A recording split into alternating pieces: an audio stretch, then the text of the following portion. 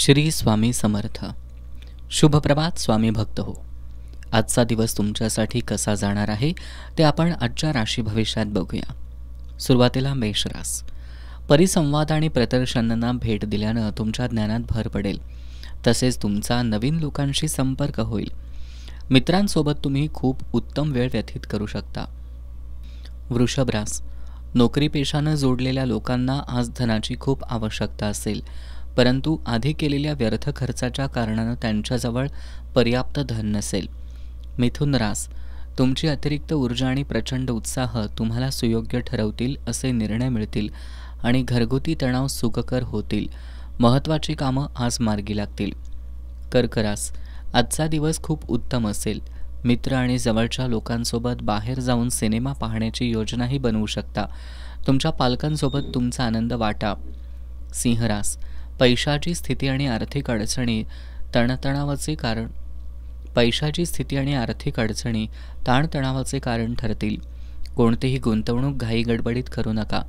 गुंतवणुकीचा सर्व बाजूंनी विचार केल्याशिवाय पुढे जाऊ नका. कन्या रास. आज घरात कुठल्या गोष्टीला घेऊन कलह होण्याची शक्यता आहे. अशा स्थितीमध्ये स्वतःला काबूत ठेवा. वेळेचा सदुपयोग करण्यासाठी आज तुम्ही पार्कमध्ये फिरायला जाल.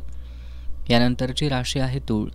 आपल्या धनाचा संचय कसा करावा याचं कौशल्य आज तुम्ही शिकू शकता आणि याच कौशल्याला शिकून तुम्ही आपले धन वाचवू शकता.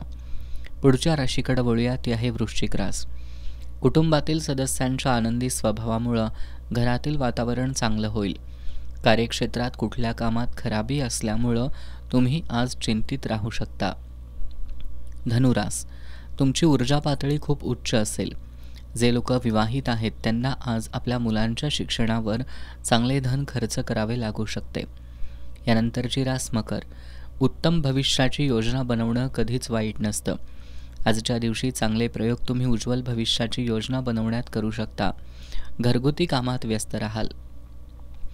पुढची रास आहे कुंभ. दैनंदिन धकाधकीच्या जीवनातून थोडा आराम विश्रांती मिळेल. तुमच्या परिपूर्ण आत्मविश्वासाचा फायदा घ्या आणि बाहेर जाऊन नवीन लोकांशी, मित्रमंडळींशी संपर्क साधा. शेवटची रास आहे मीन. आज तुमच्या मनाप्रमाणे गोष्टी घडणार नाहीत, पण तुम्ही तुमच्या जोडीदारासमवेत चांगला वेळ घालवाल. तुमचा दिवस चांगल्या प्रकारे व्यतीत होईल. तर हे होतं आजचं 12 राशींचं राशी भविष्य. तुमचा दिवस आनंदात जाओ. श्री स्वामी समर्थ.